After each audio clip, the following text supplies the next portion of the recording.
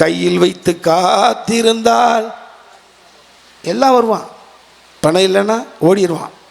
நீங்கள் ஒன்றும் இல்லை, ஒரே ஒரு பிள்ளை பெத்த ஒரு அம்மா, அக்கா தங்கச்சி 2-3 பேர் இருக்கட்டும், ஒரு மூத்த காலுக்கு ஒரே ஒரு பிள்ளை, அடுத்த தங்கச்சிக்கு ஒரு 4 குழந்தை, அம்மாச்சி விட்டு கூட்டு போங்களேன்.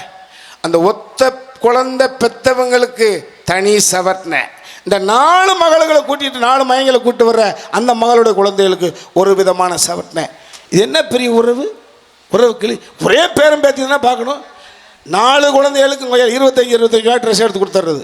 அந்த ஒரு குழந்தைக்கு 200 ரூபாய்க்கு ட்ரெஸ் எடுத்து கொடுத்துட்றது. உறவில் பாகுபாடு ஜாஸ்தி.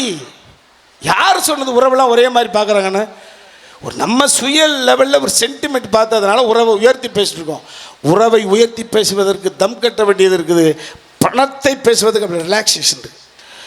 ஆமாம், நிறைவு பேச்சாளர், எல்லோருக்கும் பிடித்தவர். இவர் கால்படாத இடங்கள் காடுகள் தான். இங்கெங்கெல்லாம் ஊர் இருக்கோ அத்தனை ஊர்களுக்கும், அதையெல்லாம் தாண்டி நல்ல இதயத்துக்கு சொந்தக்காரர். நான் கடவுள் நேரடியாக வரமாட்டார், சில தூதுவர்கள் மூலமாக வருவாங்க. மடை திறந்த வெள்ளம் போல் பேசுவாங்க. பேராசையே கிடையாது, கொஞ்சோண்டு ஆசை, நிறைவு செய்யக்கூடிய. ஸோ இவருடைய அறிவை விட இவர் குணத்தை நான் லவ் பண்ணுவேன். அற்புதமான ஆத்மாவுக்கு சொந்தக்காரர் அன்பு சகோதரன் தமிழ் நெஞ்சன் அவர்களே, அள்ளி வழங்குங்க.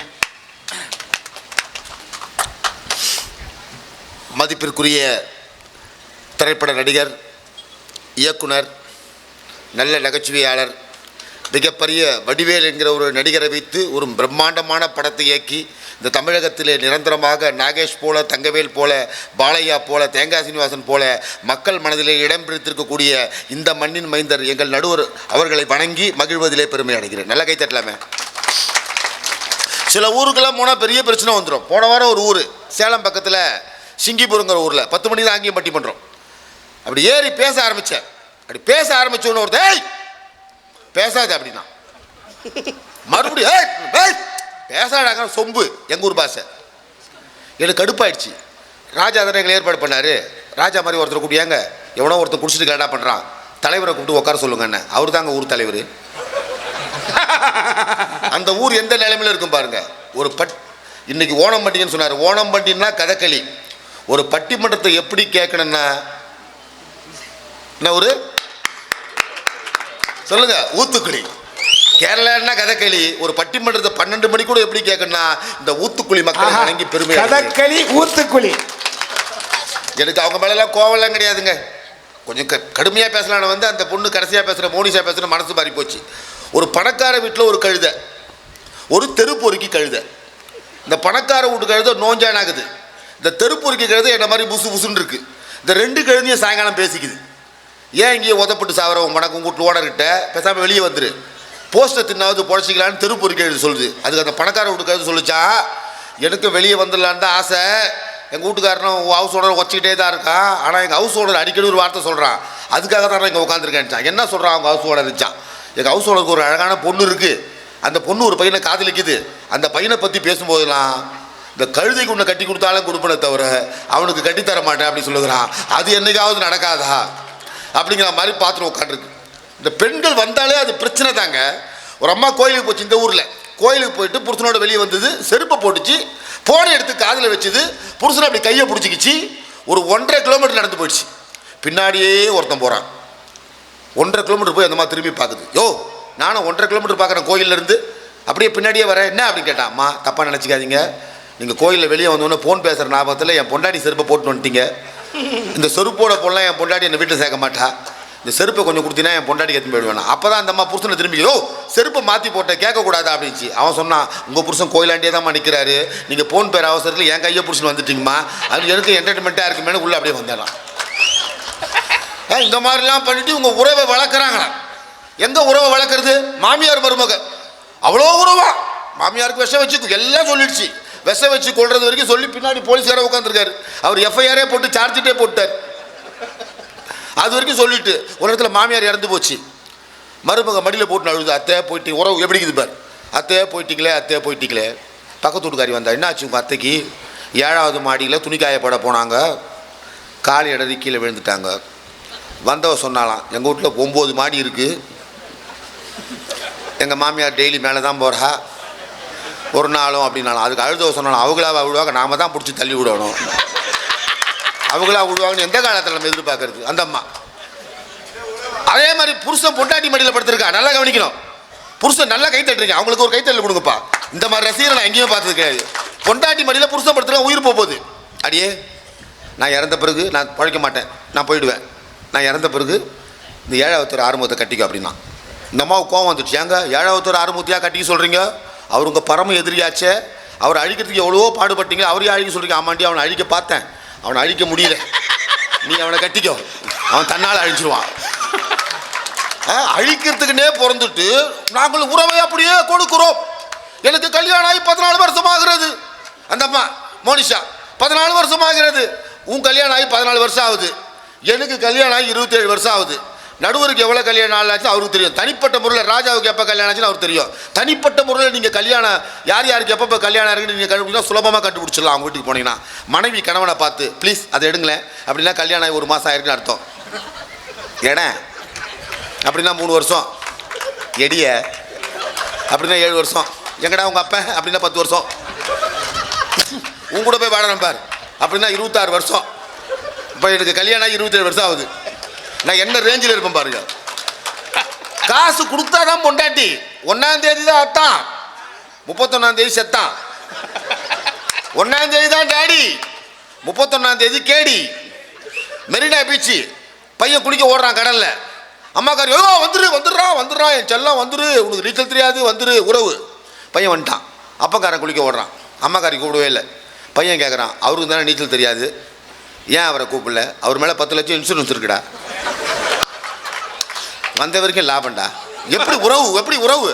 பணம் இல்லைன்னா பணம், காசு இல்லைங்க, காசே தான் கடவுள் அப்பா, அந்த கடவுளுக்கும் இது தெரியும் அப்பா. கைக்கு கை மாறும் பணமே உன்னை கைப்பற்ற நினைக்குது மனமே, நீ தேடும் போது வருவதுண்டோ, விட்டு போகும் போது சொல்வதுண்டோ. காசு இருந்தால் தான் மரியாதை, காசு எல்லாம் மரியாதை கிடையாது சார். துட்டு டப்பு அப்படி சூண்டி விட்டு பாருங்க, சல்லு நெஞ்சு உட்காருவான். ஐயா சொன்னார் முதல்ல பேசும்போது, நடுவர் ஐயா, 5 ரூபாயிலும் காந்தி படம் தான் இருக்குது, 50 ரூபாயிலும் காந்தி படம் தான் இருக்குது, 100 ரூபாயிலும் காந்தி படம் தான் இருக்குது, 500 ரூபாயிலும் காந்தி படம் தான் இருக்குது. நாளைக்கு அந்த 5 ரூபா படம் நோட்டு, 10 ரூபா நோட்டு, 20 ரூபா நோட்டு, 50 ரூபா நோட்டு, 100 ரூபா நோட்டை வச்சு பாருங்களேன். 5 ரூபா நோட்டில் இப்படி சிரிப்பார், 10 ரூபா நோட்டில் இந்த 500 ரூபா பார்த்தா அந்த நோட்டு டெவலப் ஆக காந்தி வாய் கூட டெவலப் ஆகுதுங்க.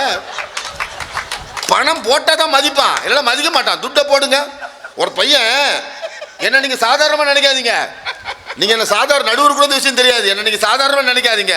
யாரும் இப்போ கை தட்டக்கூடாது, இவங்கெல்லாம் கை தட்டுங்க. நான் கையை தட்டலே கேட்க மாட்டேன். 1984 நான் 10th முடித்தேன். எவ்வளோ மார்க் தெரியுமா? 500க்கு 498. கை தட்டக்கூடாது சொல்லியிருக்கேன். ஆனால் அந்த வருஷம் ஸ்டேட் பஸ் வந்த பையன் ராசிபுரம் 500க்கு 497. எங்கள் அம்மா போய் எச்சம் கிட்ட கேட்டாங்க, என் பையன் 500க்கு 498 மார்க் எடுத்திருக்கான், அவன் ஸ்டேட் பஸ் வரல. யாரோ ஒருத்தர் ராசிபுரத்தில் 500க்கு 497 எடுத்தவன் ஸ்டேட் பஸ் வந்திருக்கான்னு கேட்டால் எங்கள் அம்மாவை உட்கார வச்சு அமைதியாக சொன்னார், அம்மா அந்த ராசிபுரத்து பையன் எடுத்த மார்க்கு இந்த வருஷம் மார்ச் மாதம் எடுத்த மார்க்கு, உங்கள் பையன் 1ஆவதுலேருந்து 10ஆவது வரைக்கும் எடுத்த மொத்த மார்க்கே அவ்வளோதான் அப்படிங்கிறாரு. அதுக்கப்புறம் நான் எப்படி பாஸ் ஆனாலும் நீங்கள் கனவு பண்ணக்கூடாது, அதெல்லாம் நான் ஸ்பான்சரில் பாஸ் பண்ணி வந்தது. இந்த ஒரே ஒரு செய்தி மட்டும் சொல்கிறேன், காசு இருந்தால் தான் மதிப்பான். இதே போல் ஒருத்தர் அப்போ நீட் தேர்வுலாம் கிடையாது, 1000க்கு 170 மார்க் எடுத்துட்டான் ஒரு பையன். சீட்டு கிடைக்கல, டாக்டர் சீட்டு. டாக்டர் ஆகணும்னு ஆசை. பையன் பேர் பழனியப்பன், அவங்க அப்பா பேர் ஆண்டியப்பன். 2 பேரும் வருஷம் பழனிக்கு பால் காவடி தூக்குறவனுங்க கோமணத்தோட. எங்கெங்கேயோ போய் கேட்டு பார்த்தா சீட்டு கிடைக்கல. அவன் பார்த்தா எதுக்கு நம்ம கண்ட விட்டு அழையணும், எதுக்கு கண்ட நாய்கிட்ட போய் சீட்டு கேட்கணும், நம்ம முருகன் கேட்கலாம். அப்படி நேராக பழனிக்கு போயிட்டானுங்க. அப்பனும் புள்ளியும் கோயில் காலியாக இருக்குது. முருகா அப்படின்னாரு. முருகர் இறங்கி வந்துட்டார். என்ன பண்ணார், என் பையன் 1170 மார்க் எடுத்திருக்கான், டாக்டர் சீட்டுக்கு வேணும் அப்படின்னாரு. நான் என்ன பண்ணுறது, நான் நீட் எக்ஸாமை நடத்துகிறேன் அப்படின்னாரு.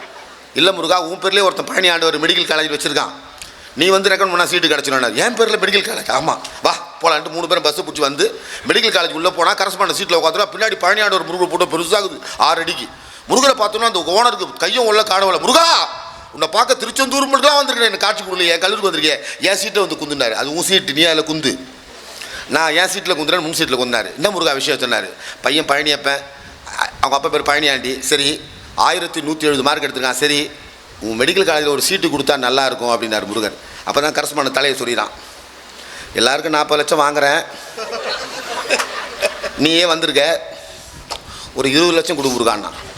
முருகர் கேட்டார், நானே கோமணத்தோட நிற்கிறேன் என்கிட்ட எனக்கு கிடைக்கும் அப்படின்னாரு. என்ன முருகா, அறுபடை வீடில் 7 அடிக்கு உண்டி இருக்கேன், ஒரு உண்டியை கவுத்தா போதுமே, 40 லட்சம் தேருமேனார். அதுக்கு முருகர் சொன்னார், அந்த கதையை ஏன்டா கேட்குற, என் முன்னாடி தான் உண்டியில் போடுறானுங்க, அவனுங்களே உண்டியை கவுத்து அவனுங்களே பிரித்து எடுத்துன்னு போயிடுறானுங்க, ஒரு நாள் அந்த உண்டியை நான் தொட்டு பார்த்தது கிடையாதுடா அப்படின்னாராம்.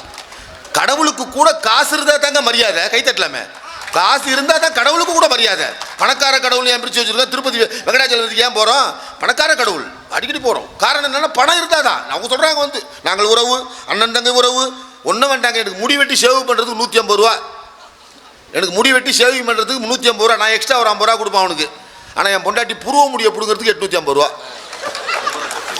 தலை வெட்டி முடி வெட்டுறதுக்கு 150, என் பொண்டாட்டி புருவ முடியை பிடுங்கிறதுக்கு 850.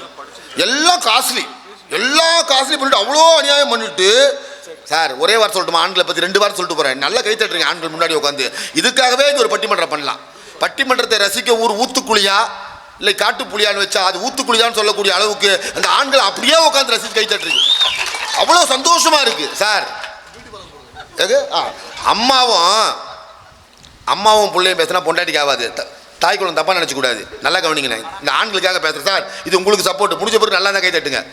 அம்மாவும் பிள்ளையும் பேசினா பொண்டாட்டிக்கு ஆகாது, புருஷனும் பொண்டாட்டியும் பேசினா ஆத்தாளுக்கு ஆகாது, புருஷனும் பொண்டாட்டியும் பேசினா ஆத்தாளுக்கு ஆகாது. ஆனால் அம்மாவும் பொண்டாட்டியும் சந்தோஷமாக பேசி கொண்டிருந்தால் இந்த மகிழ்கின்ற ஒரே உறவு கணவன் என்கிற எங்கள் ஆண்கள் உறவு தான்.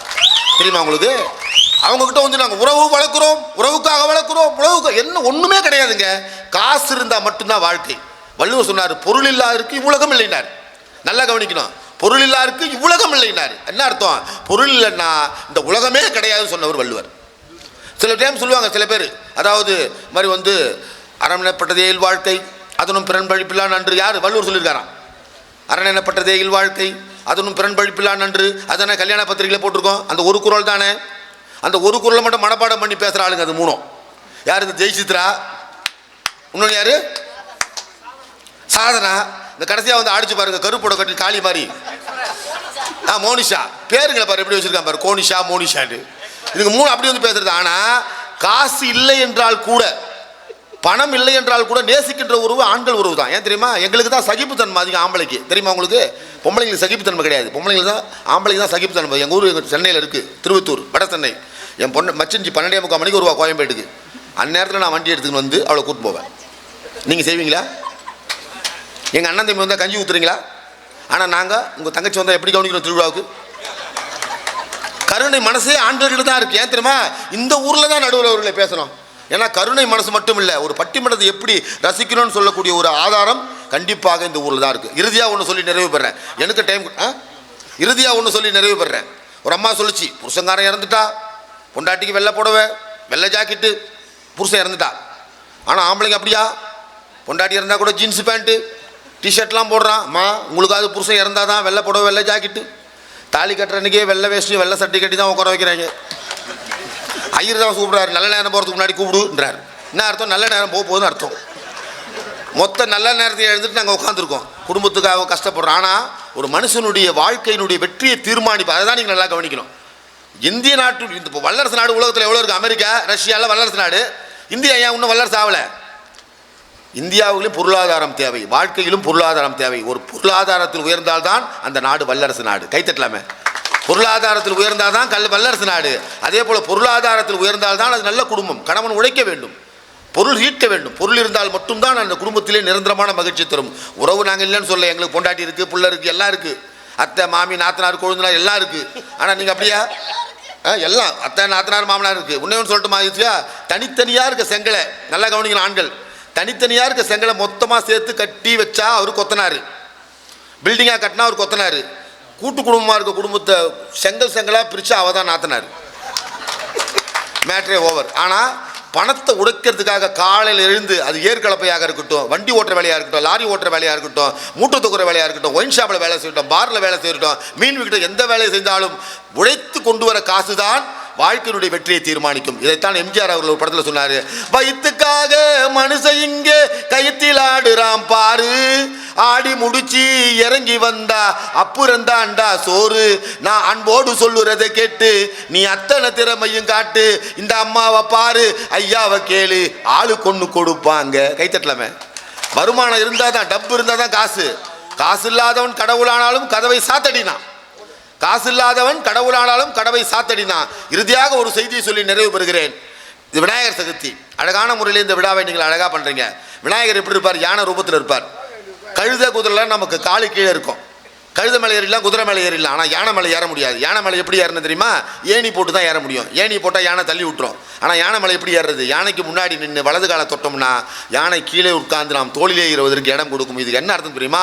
மூலக்கடவுளாக இருக்கிற விநாயக பெருமானை நாம் தொட்டு வணங்கினால் நாம் புகழில் ஏறுவதற்கு அவனே நமக்கு தோள் கொடுப்பான் என்பதுதான் விநாயக பெருமான் நமக்கு சொல்லக்கூடிய செய்தி. சொல்லி வாழ்க்கையில் உறவுகள் என்பது வேண்டும். ஆனால் அந்த உறவுகள் நிலைத்து நிற்பதற்கு கண்டிப்பாக பணம் என்கிற பொருள் வேண்டும் என்று சொல்லி வாழ்க்கையினுடைய வெற்றியை முழுமையாக தீர்மானிப்பது உறவாக இருந்தாலும் அந்த உறவையே மிகப்பெரிய வெற்றியாக மாற்றுவது பணம் தான் என்று சொல்லி என்னை அழைத்து வந்து 15 ஆண்டு காலம் என்னோடு தொலைபேசியில் தொடர்பு கொண்டாலும் அத்தனை திரைப்படங்களில் நல்ல செய்திகள் எல்லாம் கேட்டு தமிழஞ்சா எப்படி இருக்கேன்னு சொல்லக்கூடிய ஒரு வாழ்த்துக்களை மீண்டும் 15 ஆண்டுகளுக்கு பிறகு நான் புதுப்பித்திருக்கிறேன். நடுவர் அவர்களே, நீங்கள் ஒரு வாக்கு கொடுத்திருக்கிறீர்கள். இன்னும் வெகு விரைவில் ஒரு படம் டைரக்ட் பண்ண போறீங்க.